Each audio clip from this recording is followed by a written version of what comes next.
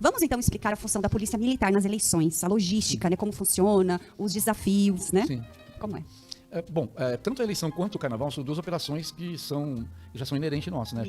O policial militar já sabe que em 2 momentos ele vai trabalhar, até, inclusive com escala extra, se ele tiver de folga no dia, ele vai ter que trabalhar. Mas ela começa com um pedido do juiz, né? Que é o juiz que é o responsável pelaquela área, pelaquela comarca, ele pede o apoio da Polícia Militar, né? Para fazer a segurança. Na verdade, a eleição ela começa antes do dia propriamente dito da votação.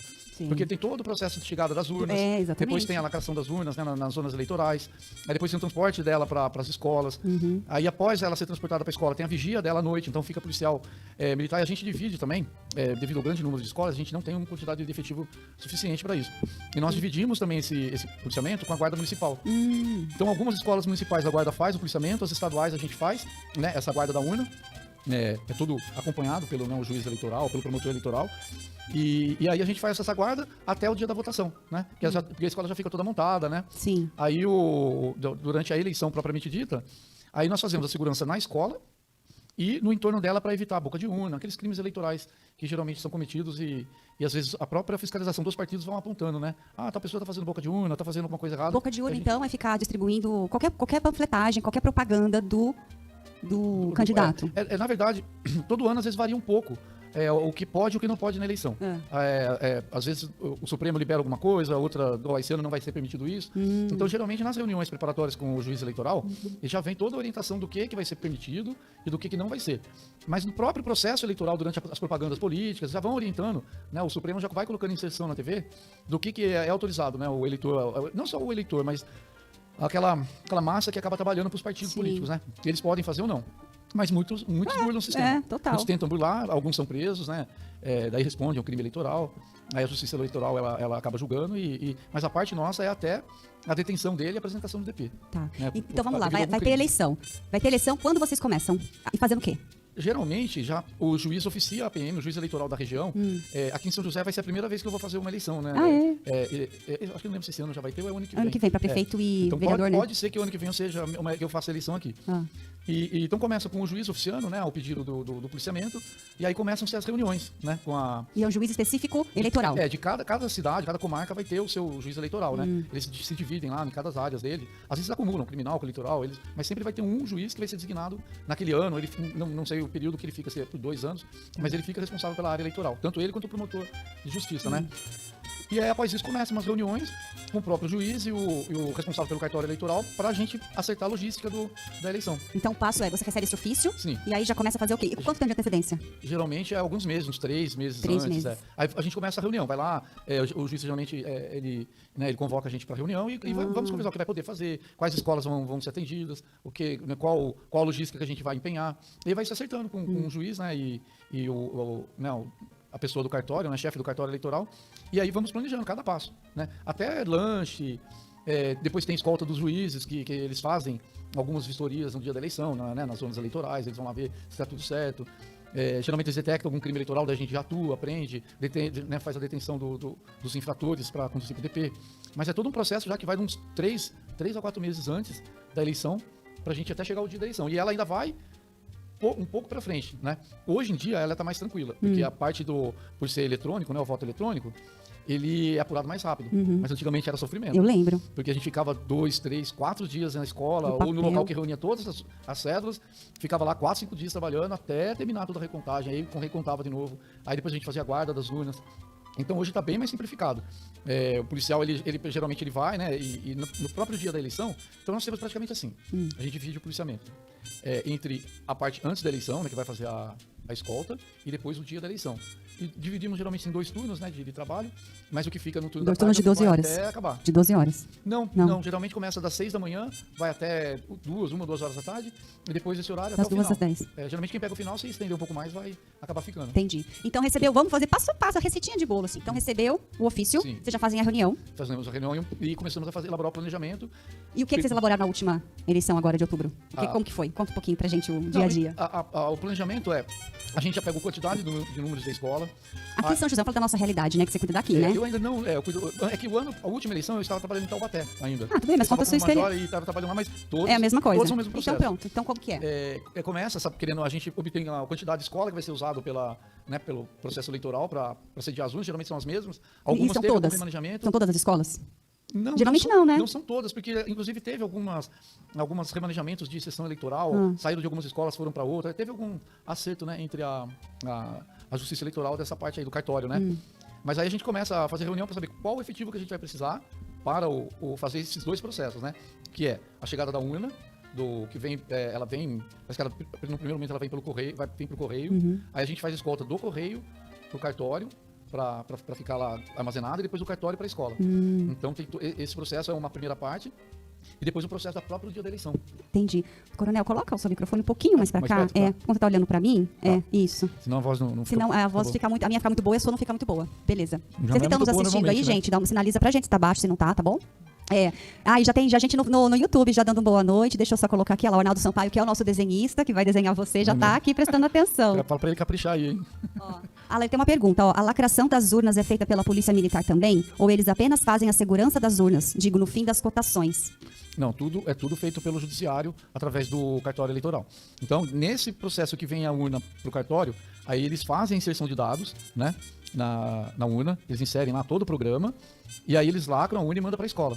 Aí depois lá na escola ela já vai estar, aí quando chega pela manhã... vai para a escola direto, não vai para o seu batalhão? Não, ela vai do correio pro cartório. É o correio que entrega? Vem já por transportes, né? Achei que era uma carga, um caminhão específico. Não, vem essa parte ainda eu não posso te dar uma certeza absoluta, tá. mas é mais ou menos geralmente esse é correio. Aí depois, pela transportadora, né, que muitas vezes é o correio, chega lá no cartório, porque no começo ela é só um aparelho eletrônico.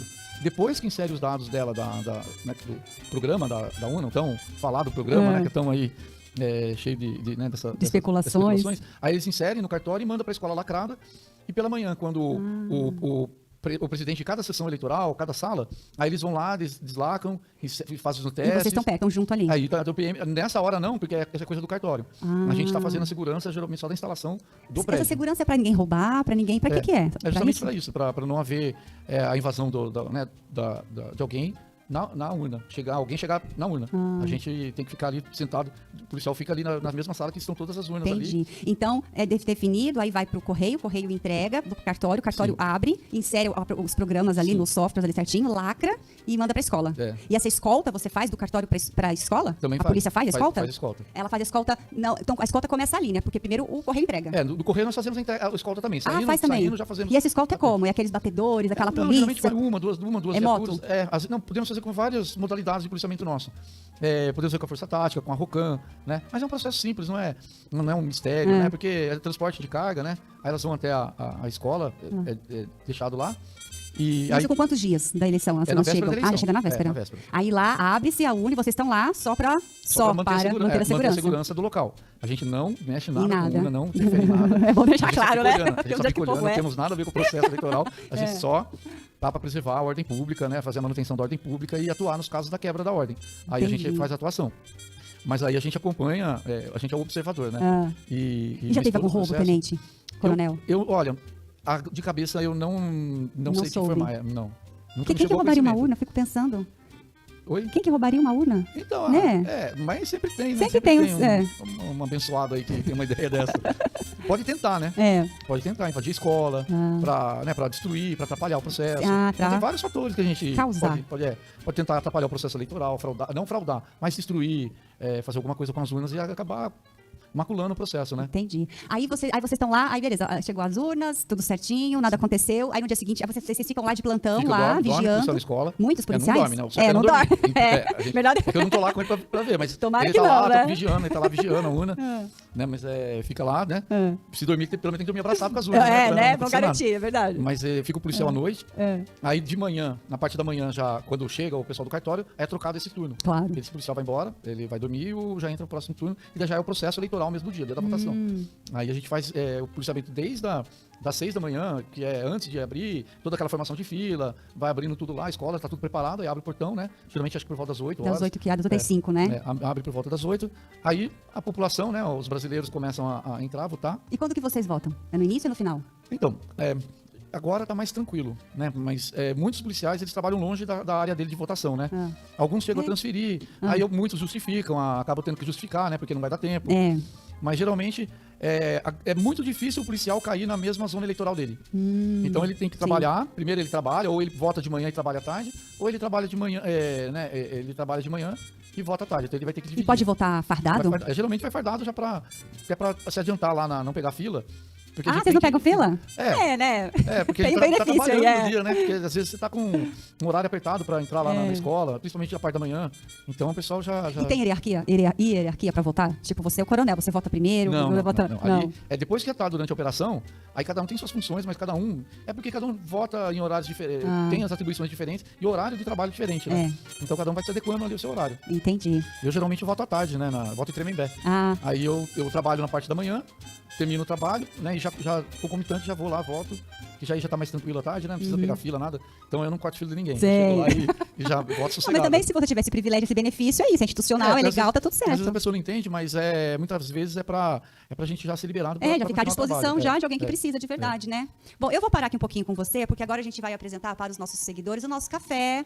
Vamos fazer ali conhecer um pouquinho, porque logo... Você gosta de café, coronel? Tomo bem. Toma bem? Opa, aí sim, hein? Você toma com açúcar ou sem açúcar? Eu não sou um especialista, né?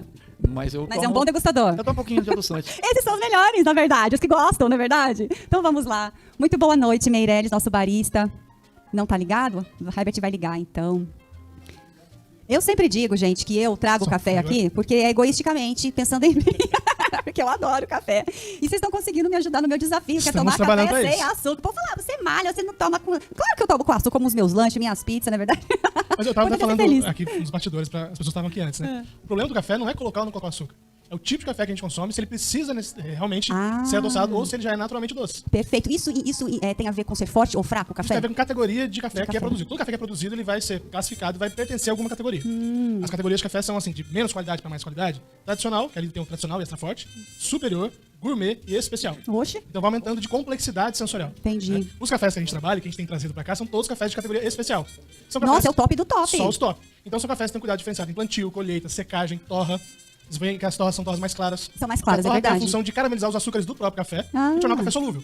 Então uma torra muito desenvolvida, muito escura, muito queimada, vai trazer amargor pro café. Torras mais claras vão trazer pro café um sensorial mais doce, uma acidez da própria fruta, com aromas e notas, e a possibilidade de notas sensoriais diferentes. Sim. E essa é a função da seleção do Eric, né? Perfeito. O Eric, ele faz uma curadoria de cafés de vários lugares do Brasil, às vezes até vem um outro de fora, mas a ideia é ser cafés brasileiros. Prestigiar aqui, né? Eu acho legal também. Cada um de cada rodada é produzido por uma pessoa diferente, torrado por um mestre de torra diferente, e cada um tem um perfil sensorial diferente. Que legal. Essas notas que a gente fala, notas de frutas, notas de flores, são coisas do próprio café. Não é nada que é aromatizado, nem saborizado. Nada adicionado, né? É por isso que a gente fala para as pessoas, eu costumo tomar café, eu adoço.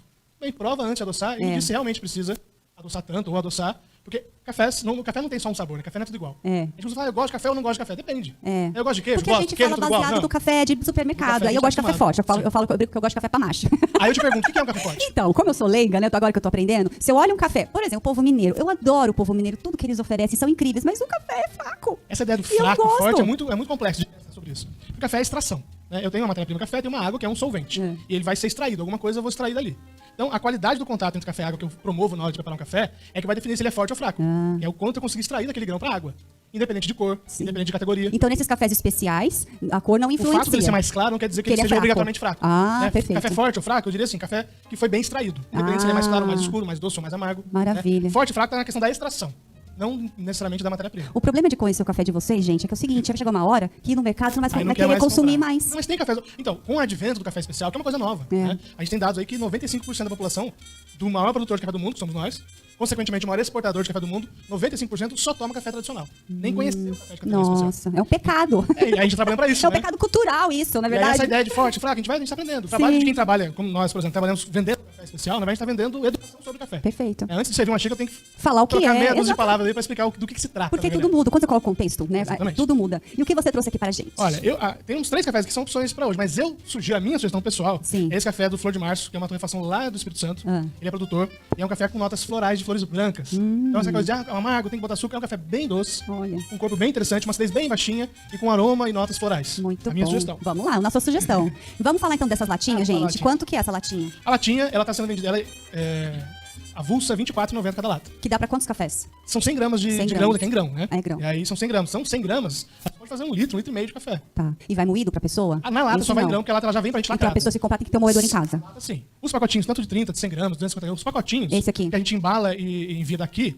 a pessoa, se não tiver moedor, ela já Ela pede avisa. o método que ela for utilizar, a gente já manda na moagem específica correta pra esse preparo. Sim. A latinha não, porque ela já vem da empresa que invasa, lacrada. Então, se a gente tiver que moer, eu vou ter que te avisar, ó. Tudo bem, eu vou ter que abrir pra moer. Aí, não é aí a pessoa legal. fala, ai, né? Legal. Tá. E aí tem o kit também super legal, né? Que é uma Na verdade, a assinatura de ideia café. não é exatamente uma assinatura, porque a pessoa não tem aquela obrigação de pagar um valor fixo mensal e receber o que ela não sabe o que é. A gente funciona por rodadas. Então, a cada rodada, o Eric escolhe alguns cafés. Por exemplo, na rodada passada foram 19 cafés. E aí a pessoa tem a opção de escolher um, ou todos os 19, ou 10. Ela pode montar um kit dela. Certo. Apesar de já existem kits pré-montados, que é o Starter Kit, que é o kit com 10 de 30 gramas. Então, a pessoa tá levando 300 gramas de café, mas 10 cafés diferentes. Legal. Ou o kit de 30 gramas completo, 19 ou 20 cafés, depende de qual café rodada. E o kit completamente de 100 gramas. E aí, por exemplo, 20 cafés são 2 quilos de café, mas 20 cafés diferentes. Legal. Muito bom. E o kit é quanto que você falou? O Starter Kit é 109, o de 109. 10 de 30 gramas. Maravilha. E pelo site, viu, gente? Pelo Brasil todo vocês Você vai pra entregam, seleção né? do Eric, com CK no final.com. E aí no site vai ter botão pro WhatsApp, no Instagram também. Se clicar no WhatsApp, que eu mesmo vou atender ele no Opa, WhatsApp. aí sim. E hoje você trouxe o coador de papel, né? Esse é um- Qual tem truque em casa pra alguém que tá fazendo Olha, em tem casa? algumas dicas que a gente pode dar pra preparar o Uma. café. Primeira coisa, escaldar o filtro. Sim. Esquentou a água Pra fazer tirar o café. aquela goma do papel, Você não vai é? tirar ali um cheiro e gosto de papel, alguma possível impureza que possa haver. Também já vai pré-aquecer o sistema onde você prepara o café. E aí o sistema frio não vai roubar a temperatura da sua água. Tipo escaldar a garrafa térmica A gente antes. escalda, todo acessório que for utilizar, a gente escalda, né? É. E aí o filtro, ele se tira esse cheiro e gosto de papel. É. E pré-aquece o sistema, então você vai ter o café ali quentinho. Então, olha aí, a dica pra você que mesmo assim tá fazendo café no supermercado, mas uma hora você Mas chega faz lá. o teste mesmo com o café que você já conhece e tomando alguns cuidados, por exemplo, começa escaldando o filtro Dá diferença. e descarta essa água. Faz um teste, escalda o filtro, cheira, ou até dá um golinho nessa água pra ver. Tem cheiro e gosto de papel. Olha só. Se eu escaldo o filtro e descarto essa água, eu já elimino a primeira coisa, do meu café já não vai ter cheiro e gosto de papel. Interessante. Muito bem. Boa dica. Então hoje você vai servir pra gente o café? O do Flor de Março, Flor de uma versão lá Março. do Espírito Santo com o sensorial de flores brancas. Muito bem. Passa o WhatsApp e o site de novo pra O quem tá WhatsApp eu não sei assistindo. de cabeça, mas o site tá é no seleção do Eric. Ou o Instagram também. E o Instagram é seleção do Eric, arroba seleção do Eric. Faça seu pedido ali, faça Chama o no pedido por direct, ali. clica no botão do né? WhatsApp que a gente já atende rapidinho. Maravilha. Então a gente vai voltar ali pra nossa bancada, porque tem mais aí pra gente. Logo, logo você vai servir o nosso pouco você vai cafezinho, servir. maravilha. Gente, lembrando que hoje o Arnaldo Sampaio, o desenhista, não está aqui com a gente hoje porque ele tá doente, né? Então ele tá se restabelecendo, mas ele está em casa, ó, preparando o desenho do nosso convidado. Então, se gostou, né? Só ali pela propaganda ali, já viu que você vai passar bem hoje, hein? Hein, Coronel? Muito bom. Vamos então aqui, enquanto a gente espera o nosso café. Arnaldo, tudo certo aí com o nosso desenho? Vai sinalizando aí quando você quiser mostrar, a gente mostra aqui, tá bom? Coronel, então vamos lá. Aí você cuidou tá lá no dia das eleições, tá tudo certo, belezinha. Você também cuida da segurança dos eleitores, né? Sim. O que já aconteceu que você teve que prender, advertir, sei lá? Geralmente os maiores problemas são dos partidos, né? Do pessoal que trabalha para os partidos políticos. Que eles querem fazer o tipo lá que a gente chama de boca de urna, né? Que é o que não pode ser feito no dia da eleição. Eles Muitas sabem vezes disso e a gente fazem mesmo já assim. É todo mundo orientado, mas eles tentam. E existem vários tipos de boca de urna, desde transporte do eleitor, de uma zona rural para a escola, né? Geralmente pago por político, isso é proibido. Entregar o santinho lá na porta da escola. Então tem várias coisas, mas a gente não tem um efetivo para ver tudo o que acontece. Só que cada partido tem os seus fiscais. Então eles vão se fiscalizando e vão denunciando um ou outro. Acabam ligando para a PM. Então, mas se eles sabem disso e tem os fiscais, mesmo assim acontece. Então os próprios fiscais fiscalizam o outro e não assim. É assim, Será que é na isso? verdade, um partido, ele tem o interesse dele, que tudo transcorra ali de acordo com ele. E ele vai fiscalizar se o outro partido não está fazendo nada errado. O outro vai fazer a mesma coisa. Todo mundo erra, então. Ou se fiscaliza, Ou né? se fiscaliza. Em tese, o melhor a gente ir pelo lado bom do brasileiro, falar que eles se fiscalizam. Mas aí, eles mesmos vendo, eles acionam a PM através da... Acionar lá na hora você ou liga? Eles ligam na 90. Não tem como acionar o policial que tá lá. Às vezes, quando é na porta da escola e o policial tá ali, eles acionam ali direto. Mas quando é alguma coisa longe, transporte de eleitor, assédio em locais mais afastados, aí eles Esse ligam transporte de na eleitor 90. é o político que paga um ônibus para as pessoas irem lá votar. Sim. Mas ele necessariamente tem que estar com bandeira do político, foto do político. Isso com certeza é boca de urna. E se não tiver com nada disso, mas está sendo pago, está financiando, também é boca de urna, como vai provar? Geralmente sai, pode ser uma coisa complexa, porque pode ser distribuído o santinho lá dentro do ônibus durante o trajeto, vai lá o cabo eleitoral, né, do político, ele vai distribuindo o santinho, pedindo para votar naquela pessoa, e ele já está levando, então há uma certa estocomização do eleitor. Então isso configura, né, um direcionamento. Mas geralmente o pessoal vai acabar acionando a gente, né? E, então, o que dá mais problema é o partido e não os eleitores. Não, o eleitor que vai lá votar, ele é tranquilo. Já chegou o eleitor bêbado? Pode votar sem chegar bêbado? Pode, né? Pode, desde que ele não cause um transtorno na escola. Mas não pode, você como polícia não pode fazer nada se ele chegar lá bêbado. Não, chegando bêbado, tá lá, quieto, andando, mesmo que torto, capengando. Agora que não pode ele começar a querer agredir, causar uma quebra da ordem pública e atrapalhar a eleição. Aí ele é retirado do local. E nesse meio, se ele cometeu outros crimes, como um desacato, uma agressão ou qualquer outra coisa, aí vai piorando a situação dele. Um desacato à autoridade, uma agressão para qualquer pessoa. Aí ele vai ser detido e levado pro DP. No primeiro momento, se ele só tá atrapalhando, aí ele fica preso. Preso? Não, depende do potencial do crime que ele fez, né? Do que ele vai ser enquadrado na delegacia. O que você já presenciou? Ou que chegou lá no seu batalhão? Não, olha, a eleição ultimamente tem sido tão tranquila nessa parte. Ai, que bom. De problemas que transcorre. São muitos poucos problemas que a gente tem atravessado. Pelo menos nessas 2, 3 últimas eleições que eu trabalhei, a gente não tem nada problema assim muito grave. Então tá bem tranquilo. E é igual aqui na região de São José? Todas as regiões são tranquilas? Todas ou tem uma que mais que precisa de mais atenção, digamos assim? Não, pelo menos aqui na região do Vale do Paraíba, nas cidades aqui da parte, né, da região da planície aqui do Vale, porque a gente faz o litoral norte, aqui no Vale do Paraíba, e a Serra da Mantiqueira. Todas têm um histórico tranquilo. Né? Que bom. Porque antigamente era mais complicado, porque era bem mais, assim, não tinha as leis mais aprimoradas, não tinha, né, um monte de coisa. Aí era muita boca de urna, aí tinha briga de um cabo eleitoral com o outro, disputando o eleitor no soco até. Antigamente era bem mais selvagem. Agora já deu uma melhorada. O povo evoluiu um pouco, agora né? Ele tá quase primeiro mundo. Já estão chegando. Que bom. Porque boca de urna fala que não pode, mas são aqueles santinhos lá no chão e tal. Se vocês ficam lá a madrugada toda, fazendo lá a segurança das escolas, o entorno, eles jogam isso de madrugada, ou no comecinho da manhã. E vocês não vêm, faz o quê? Como é que é? Quando a PM acaba flagrando um carro jogando, né, porque eles vão de carro e vão jogando pela janela e vão transitando. O policial que tá dentro da escola, ele tá vigiando a urna, ele não pode sair de perto da urna. Mas não tem policial lá fora? Tem as viaturas que ficam no entorno das escolas, da noite. E mesmo assim, eles sabendo disso, eles jogam? Jogam porque não tem efetivo suficiente também. Não, mas é muito rápido, né? Eles passam com o carro, aí vê lá, olha a rua, não tem nenhuma viatura, despeja lá um monte de santinho, aí a hora que passou, não dá pra você ligar um veículo a um santinho que tá jogado lá atrás. Mas quando vocês estão lá desse carro, vocês pegam placa, assim? Não, mas quando a gente pega, despejando, ou jogando, fazendo essa boca de urna antecipada, a gente detém as pessoas e leva pro DP, que é um crime eleitoral. E aí paga fiança, fica lá, o que acontece com essa pessoa? Essa parte já da elaboração do boletim de ocorrência, o enquadramento penal, eu já não, porque cada caso é um caso e vai da interpretação do delegado na hora. Achei que era uma lei específica pro ato. Não, tem, mas cada caso é diferente um do outro. A ação dele, a tipificação dele dentro dos artigos lá da lei eleitoral. Então vai do delegado, da convicção do delegado onde ele vai enquadrar. Entendi. Entendeu? De qual você vai arbitrar fiança, vai deter. Então isso aí já é específico da Polícia Civil. Da Polícia Civil. Ué, mas por quê? A militar, ela não encerra o caso? Não. A gente tem a Polícia Militar, a persecução criminal de investigação, da apuração do crime, ela cabe à Polícia Civil. A Polícia Militar, qual que é a atuação dela? A investigação é da Civil? É da Civil. É eles que vão fazer Então qual é a diferença do militar e do civil nesse caso? A militar, a gente faz o policiamento ostensivo preventivo. A gente vai lá, a gente espalha o policiamento na cidade.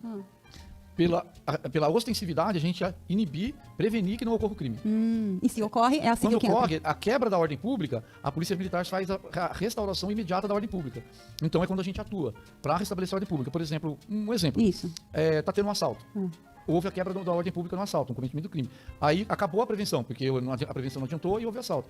Aí a gente vai atuar na restauração da ordem pública, que é prender o indivíduo, que é, né, tomar as providências ali de colher os materiais de prova.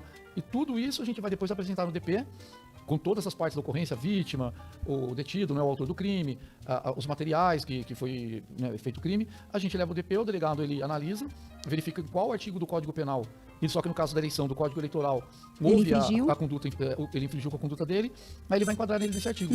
Cada artigo tem uma pena, tem alguma coisa que ele pode fazer, às vezes é fiança, às vezes ele vai responder liberdade. Então aí cada crime é diferente. E a fiança é muito alta? Não, só que não é da sua jurisdição, é da Polícia Civil, né? Não sei. Olha, que interessante. E outros crimes, assim, por exemplo, quando eu fui votar, eu queria ir com a camiseta do meu escolhido, né? E aí eu, não pode, que não pode. Aí eu entrei no site, fui ver ali, e o site não ficou muito claro, não. O site meio confuso ali, a informação. Mas esse ano ficou liberado, né? Aí esse ano eu me surpreendi. Eu falei, mas eu sempre entendi que não podia, e agora pode. E aí eu falei, eu vou, mas se tiver alguma coisa, eu tava com uma por baixo, eu tiro ela e beleza. E não, fui de boa.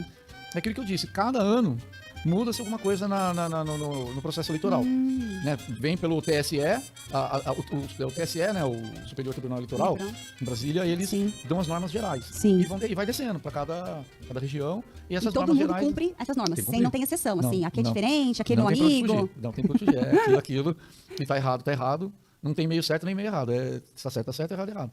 Aí a gente tem que tomar providência, que no caso da PM, deter o indivíduo e levar para o DP para tomar as medidas judiciais, né? Entendi. Jurídicas.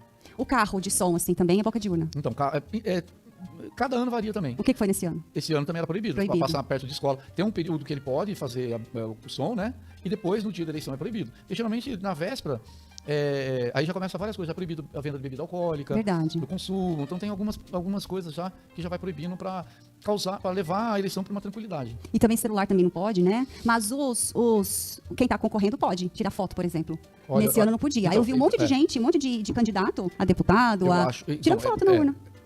Então, o celular esse ano ele foi proibido, né? A pessoa até podia portar, deixar ele no bolso desligado. E o processo do voto é muito rápido, né? Não, mas a própria urna, alguém acabou de votar, alguém foi lá e tirou a foto dessa pessoa do lado da urna. Um repórter que você fala, alguém, um fotógrafo? Não o candidato abriu o celular lá ele acabou de votar do lado ali da urna mesmo. O próprio responsável pela zona eleitoral, ali pela urna, para aquela sessão, ele pode comunicar isso ao juiz e causar problema. Não que tome providência imediata ali, mas ele pode depois instaurar um inquérito ou um procedimento para ser apurado lá pelo TSE, né? Mas geralmente esse ano foi tranquilo, também não chegou nada de filmagem, né? O pessoal filma, e aí coloca na internet, olha, aqui deu uma alteração, eu votei num, apareceu o rosto do outro. Então esse ano não teve. Aqui não teve. Não teve, assim, não teve. Aqui. Né? Vocês daqui do estúdio têm perguntinhas para fazer? Não? Você do YouTube, do Facebook, perguntinhas? Se tiverem, mandem por aqui.